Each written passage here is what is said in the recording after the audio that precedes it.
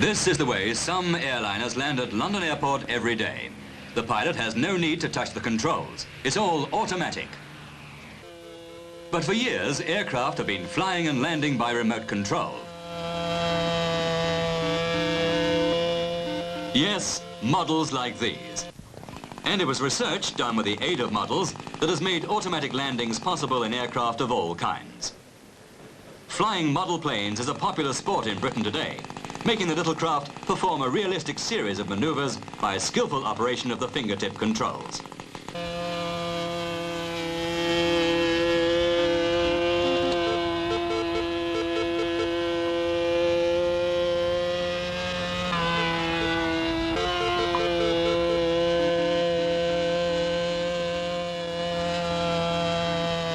The principle of remote control by radio can be applied to almost every other kind of working model too.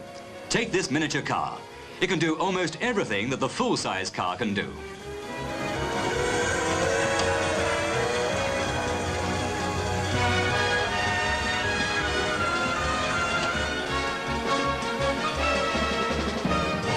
Under the bonnet, things are a bit different, of course, but very little less complicated.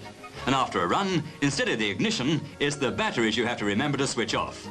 The amount of detail is fantastic. Even the windows wind up and down. More than one system of remote control is in use in the model world, but basically the idea is that a series of signals, each of a different frequency, is transmitted to a miniature receiver concealed in the model. Each signal causes one of a number of copper reeds to vibrate, which allows current to flow to the appropriate contact. Such signals produce distinct tones, as the reeds quiver like tuning forks.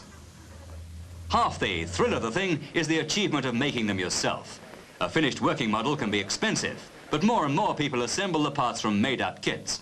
If you're really an expert, you start from scratch. John Crampton, former RAF flyer, and now a technical sales manager to a big aircraft firm, built his own model flying boat.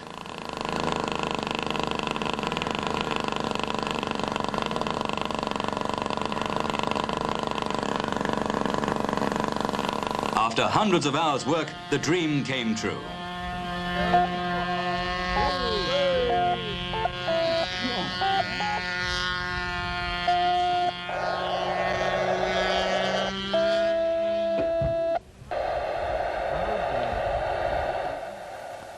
Oh well, some lessons have been learned, and next time the faults will have been overcome.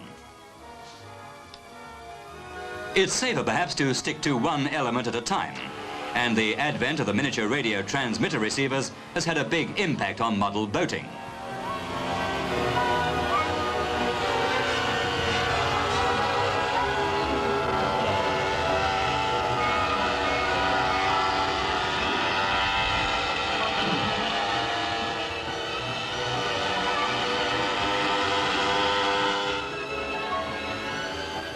Rallies are frequently held all over the country.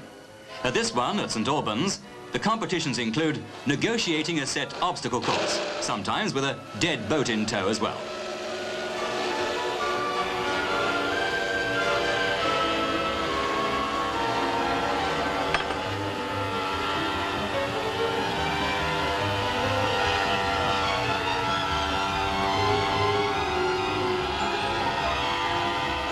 And there's a new hazard for the poor old ducks. Racing boats, too, are very popular. Speeds go up to 20 miles an hour.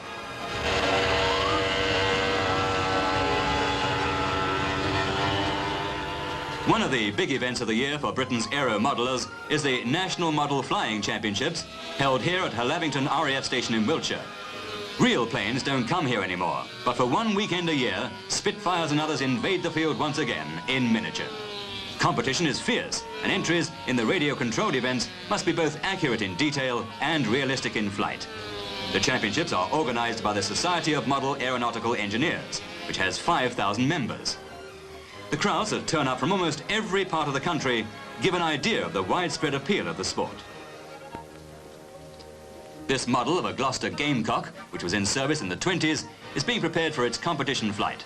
The fuel being injected is itself a kind of scaled-down aviation petrol.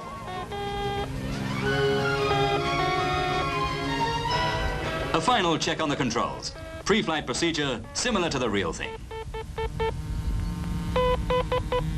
Everything seems okay, so a twirl on the propeller and it's chucks away. Wind conditions are not ideal today, and the takeoff's a bit erratic, but up she goes.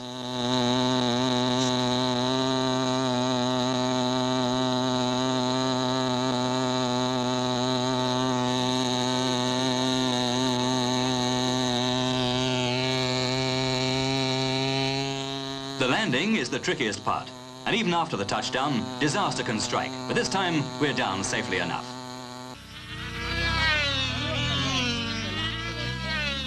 The championships are not only for radio-controlled aircraft. Some of the others are controlled by a line and get up even higher speeds, between 30 and 40 miles an hour. When they get going, it's no easy job to keep the planes and their lines from getting mixed up. And this kind of strange ritual dance is the result.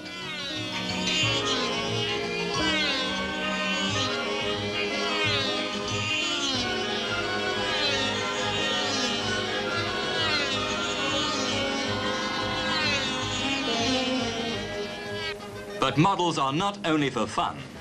They're an essential part of producing new aircraft. Here at the Royal Aircraft Establishment, Farnborough, are some of the many models used in developing the Anglo-French Concorde airliner, which will fly at twice the speed of sound.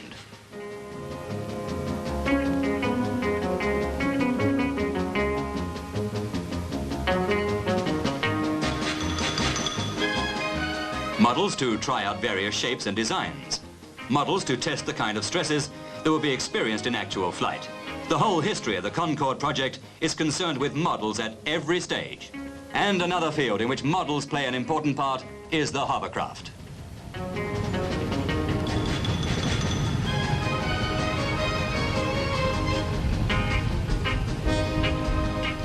Britain was lagging behind other countries in developing this important British invention. But now there's a new impetus, and scaled-down craft such as this are playing an important part.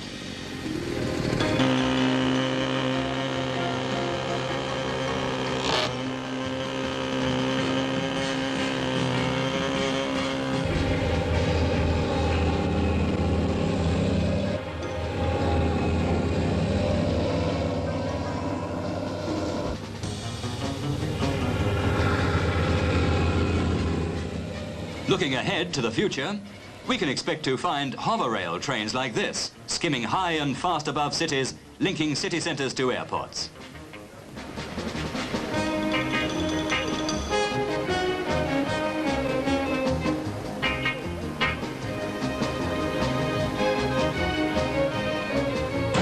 The train lifts itself onto a cushion of air produced from jets, and then a rear thrust pushes it forward.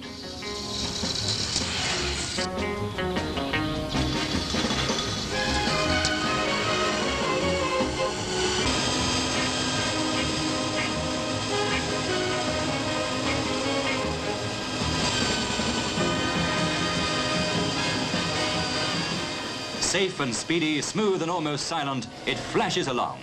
And just as the machines of yesterday are preserved for posterity in miniature, we can glimpse in models like this the engineering miracles of tomorrow.